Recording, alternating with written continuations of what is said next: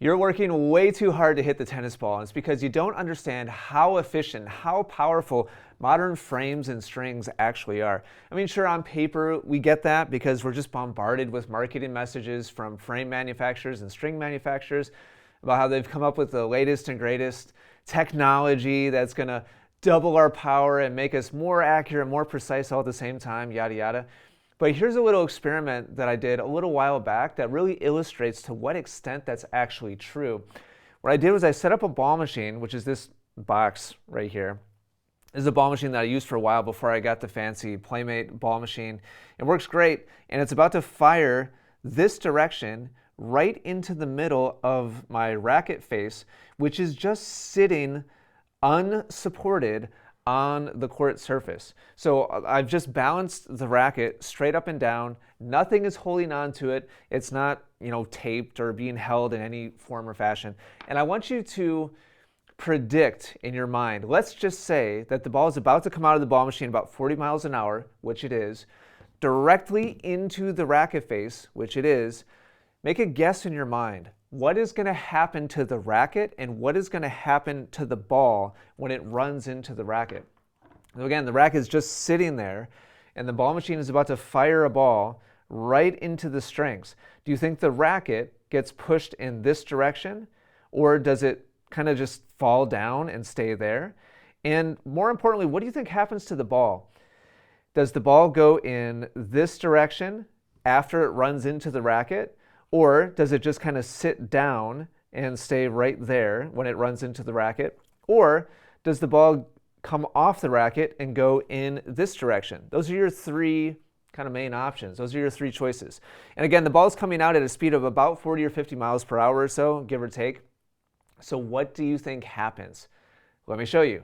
So let me inch forward here and you'll see the ball come out of the machine, hit right there. So you can see the rebound there. The ball's starting to come off the racket. And now watch what happens to the ball after it hits the strings. Look at how far and how fast the ball is traveling back in the direction it came from.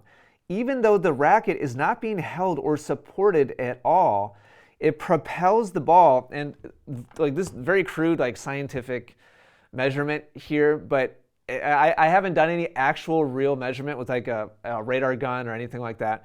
But just using the eye test and looking at the relative like speed going out and going back, it's about half the speed. So if the ball machine feeds the ball at about 40 miles an hour into the racket, it comes back off the racket at about 20 miles an hour without even holding the racket, much less swinging the racket. Like we're not even holding on to the racket. It's just sitting there completely unsupported. Here's what that looks like from a side angle. So again, this is the exact same shot. So the ball's coming off in this direction into the racket face. There it is. And now watch the racket. So the energy of the ball is pushing the racket aggressively in this direction because it's unsupported.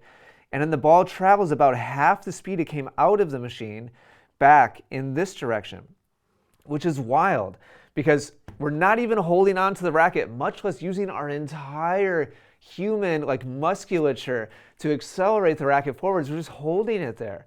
So what does this mean? What are the implications? The implications are modern rackets and strings are engineered like to the nth degree to provide as much energy and power as efficiently as possible so that we get as much energy back as possible as was sent into the racket. So that means we don't have to do very much in order to produce a good tennis shot.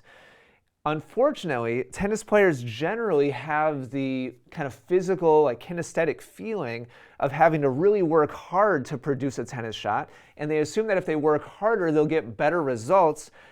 But unfortunately, again, they have flaws with how they move their body, how they move their racket, how they move their arm, their legs, their torso. So because their kinetic chain is weak, they assume the only way to hit the ball harder is to muscle through with more tightness, more tension, basically add fuel on top of the fire that was already very inefficient. And so their tension and their like straining goes up and up and up, and the efficiency of the shot goes down and down and down. And so there's this crappy feedback loop of more tightness, more tension, more muscling, more effort. And yes, the ball goes a little faster, but we're not actually utilizing what's at our disposal with these modern rackets and strings because our body is just fighting against itself so much. So bottom line, around the net, we a lot of times to hit a winning shot don't have to do anything at all. Again, this is without even holding the racket. So if let's just make the assumption you're now holding the racket, and so you're keeping it from flying back when the ball hits it. Now we get even more energy off the racket face. So a lot of times when we're intercepting a ball in singles or doubles and we just want to put it over the net and in play to a place that's effective because our opponents are not there, frequently we don't have to do anything at all but hold the racket there. Now I'm not trying to say that you shouldn't do more than that. A lot of times we need some extra pace, but just start with that baseline understanding of the fact that the racket's going to do so much work for us. And then hopefully that can help you release some of that tension and tightness and like struggle and like fight to hit the ball. And now with our body a little bit more relaxed, we can start to work on moving it smoothly and flowing and efficiently. Like all the best players that you see at your local courts and like all the players that you see on TV, the tricky part is the players on TV are smooth and they're fluid and they're efficient, but they also add a tremendous amount of intensity into the equation. We don't need that much intensity to hit a good shot at our level. All we need is to be smooth and flowing, and the racket and the strings will do so much for us. So just keep this in mind as you practice, and remember, it's not about trying harder, especially like if you're below a 4-5 level, if you're a 3-0 or 3-5 level player, trying harder is probably not the solution. It's probably removing inefficiencies and letting the work and letting the strings do their job.